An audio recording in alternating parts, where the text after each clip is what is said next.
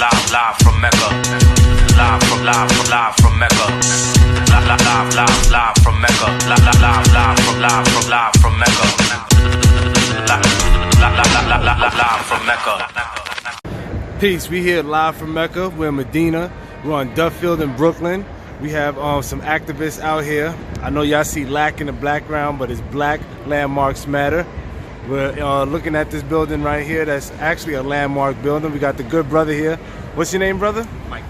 Michael, can you explain to us the history of this building?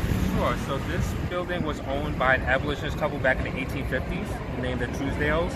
And so we know that they had a big role, with the abolitionist movement in Brooklyn. So Brooklyn, as opposed to Manhattan, Manhattan was like a huge slave port. Brooklyn actually had a number of different small communities of color.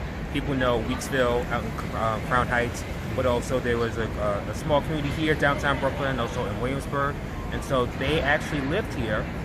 And, we know that quite a few different members of the movement stayed with them when they were in town, and that it wasn't just their house, but a number of houses on this block that were owned by abolitionists and were actually connected through tunnels underground. So really? It wasn't, so it was common that, the police came, and so it was able, one house was able to kind of shuttle whoever was hiding into another house. Oh, okay. All right. And so this house was targeted back in 2007 when downtown Brooklyn kind of got rezoned, and we started seeing all these big towers right here.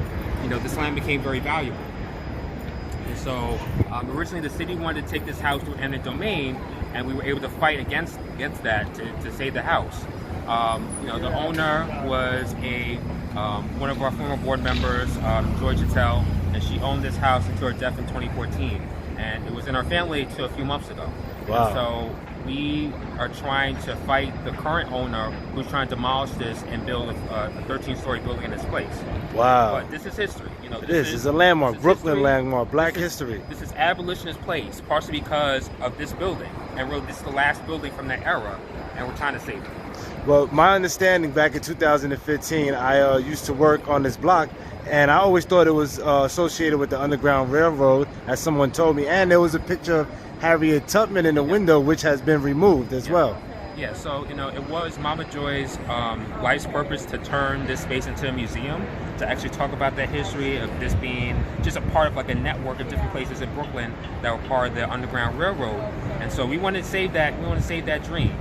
Indeed. We know that this was the site of real freedom, fighting for freedom, fighting for liberation in a way that a lot America talks about, but doesn't really necessarily respect. When we have a space like this that's in our backyard, we can save it. All we need to do is to make sure it becomes a landmark. And so we're fighting to ask the city to put a calendar date to actually hear about the historical significance of the site.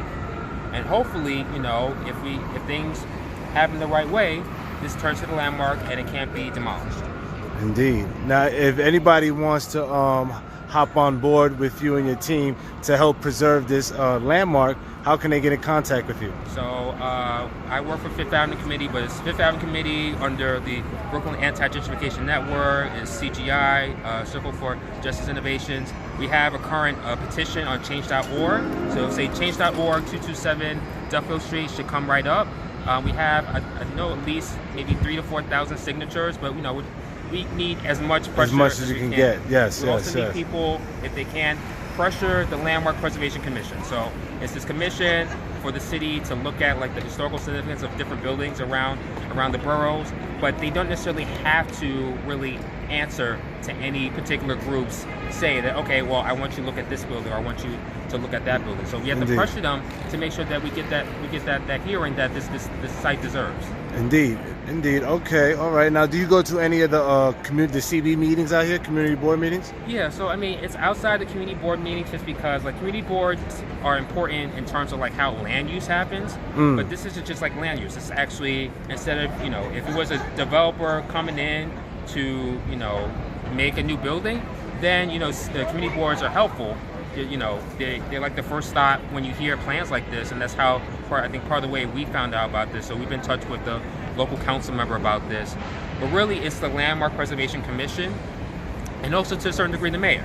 The mayor, right? yes, so the mayor indeed. You know, he ran on this Tale of Two Cities, and now he's, you know, on the campaign trail, while, you know, a lot of people out here are struggling and fighting a good fight to make sure we keep our communities, but also we keep history. Indeed. All right, well, thank you very much. I hope, you know, people join the struggle. Good luck to your endeavors. All right, thank you. And let's, you know, work together and preserve this building, everybody. All right, take Peace. care. Live from Mecca. Live from Mecca. Live from Mecca.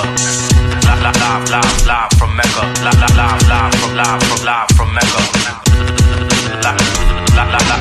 Live from Mecca.